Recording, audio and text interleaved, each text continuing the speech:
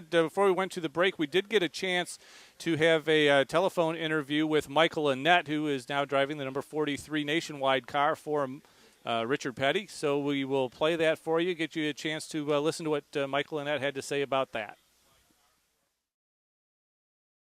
We're happy to welcome to our bench racing hotline Michael Annett, driver of the number 43 Pilot Flying J Ford Mustang for the Nationwide Series for Richard Petty Motorsports. Welcome to the show, Michael. Hey, I appreciate you having me on here. Hey, absolutely. You had a good run going at Daytona, but got mixed up in an accident like so many people did. You ended up finishing 27th. You were on the lead lap, finishing 10th at Phoenix. You know, and as we tape this on a Thursday morning before Las Vegas weekend starts, are you able to get a feeling for what the 2012 season is bringing you so far? Yeah, I definitely am. My crew chief, Felipe Lopez, he built a really good group around this whole 43 team, and everybody they get along great, and they're all experienced, and you know, a big thing I'm always putting on people is, you know, we're here because we want to win races, we want to do well, but you know, the biggest thing is we got to have fun too, and if you're not having fun, then you don't need to be doing what you're doing. And my guys get that. We're very competitive. Like I said, we're there to win races, but you know, it's a very good group, and you know, last year I went to Daytona. I think I finished dead last. I was the first car that wrecked out last year, and unfortunately, you know, 2 weeks ago we finished like you said, 27th, and we were 6 laps from I think having a really strong run, but we bounced back really well at Phoenix. Phoenix is a tough track. It's tough to get your car to handle well there, and for a brand new team to come out of the box at the first track where you really, you know, you make a lot of adjustments to the car to finish well, to get a bounce back and get a top 10, I think is a huge statement for a brand new team like we have. Well, you're sitting currently 8th in points as you go into Las Vegas. I think it's like 38 points behind Elliott Sadler. Did you guys put together a strategy before this season started? I know your deal kind of came together kind of late at Richard Petty, but is there a strategy for winning a championship this year? Yeah, you know, we didn't have time to make any strategy. No, no. I mean, it's kind of like I said. I mean, we know when the truck pulls through the tunnel, we have a chance to win the races. You know, we're in really good equipment with the Ford Mustangs. We saw the success that they had last year, and we have the same stuff, and we have all the tools we need to go out there and win races. So our strategy is to, you know, we're going to be smart, you know, not taking any chances that don't need to be taken until the end of the race, and keep our nose clean, and you know, bring home, you know, what the car has. We're not going to push. We're not going to go for something that's not achievable. But I definitely think with everything we have at our grasp, we can win races, and the whole team is on that same page. And I guess if we have a strategy, it's, you know, we go into the track knowing that we can win the race, and then when we leave there, we take everything that we can get. Well, you know, Rusty Wallace is an iconic figure in NASCAR, but you moved from Rusty Wallace racing to an even bigger icon in racing and running for Richard Petty. What kind of differences have you seen so far, you know, a couple of weeks into this deal running for the King? I mean, Rusty, he has the ESPN deal where he's got a, you know, when he goes to the racetrack, he's not just going to be an owner. He's also working. And Richard, he's allowed to just, you know, he goes there and he gets to be an owner and watch over his cars, and it's just it's very cool. And I'm very blessed to, you know, when I got out of the car on Saturday, and normally I just walk to my motor coach and take a shower and head to the airport, and my PR girl Andrea, she was there, and she said, "Well, we gotta go to the hauler," and I said, "Oh, okay." She goes, "Yeah, Richard always waits at the hauler to talk to you." I said, "Okay." So we go to the hauler, and it's pretty surreal. Just, you know, you get done racing, and then you go and you get to talk to the King, and he tells you everything you did right, everything you did wrong, and it really is pretty cool, and something definitely when I was playing hockey about 7 years ago, I didn't think I'd be doing get done with the race at Phoenix and then go talk to the king and debrief for about 15 minutes.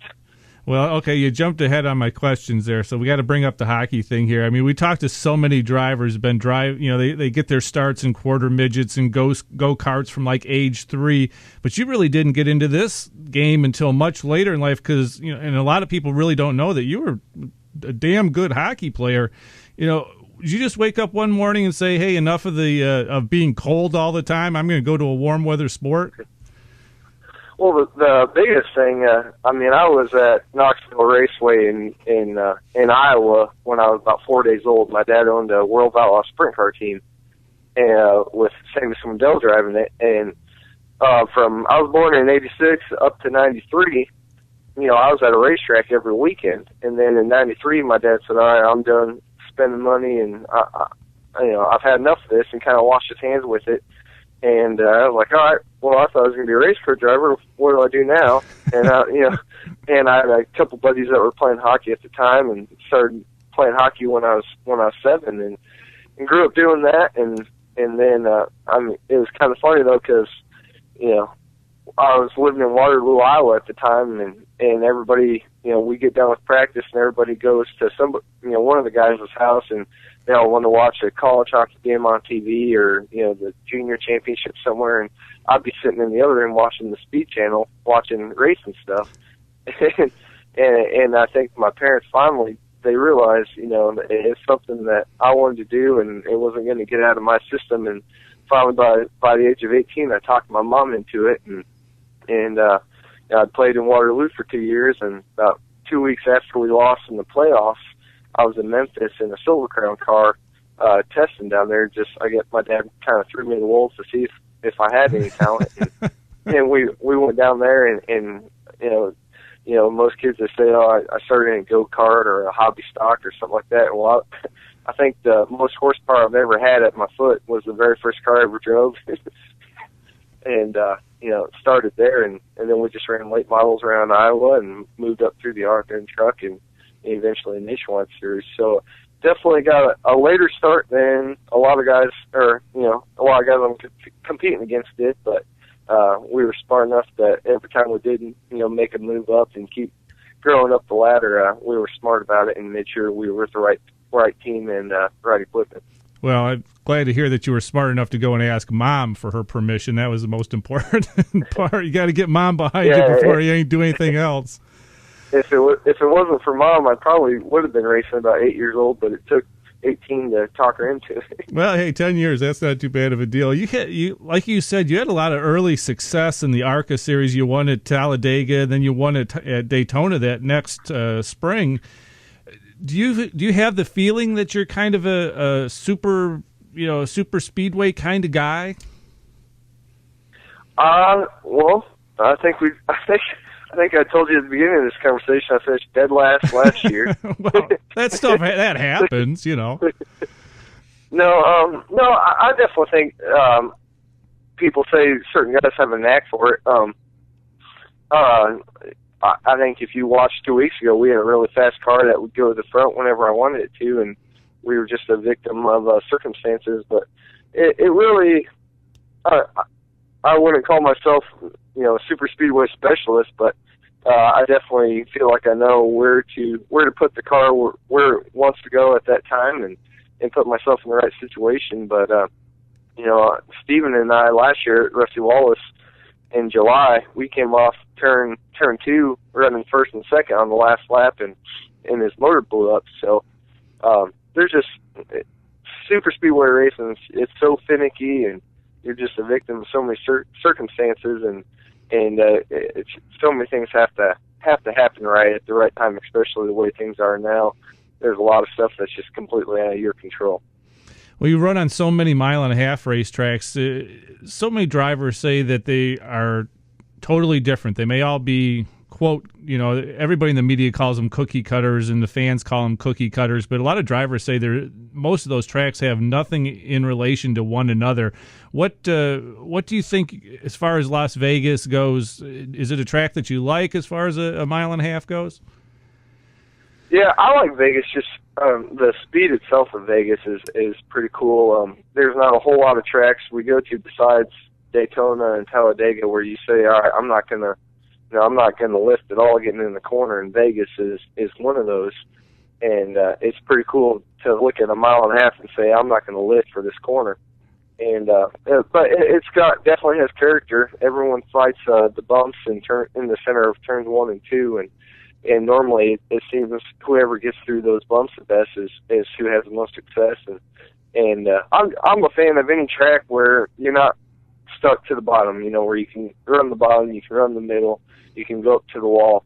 And any time that we're not just waiting for that next pit stop to make the car better, whereas a driver you can move around the track and improve yourself, is a track that I like in Vegas. Is definitely one of those. All right, Michael Annett, thanks so much for spending time with us. We'll be watching you this week in Las Vegas and throughout the season. We'll talk to you again as the season goes on, see how things are playing out, but truly appreciate you spending some time with us. Oh, yeah, I appreciate you having me on. Thank you. We're happy to welcome to our bench race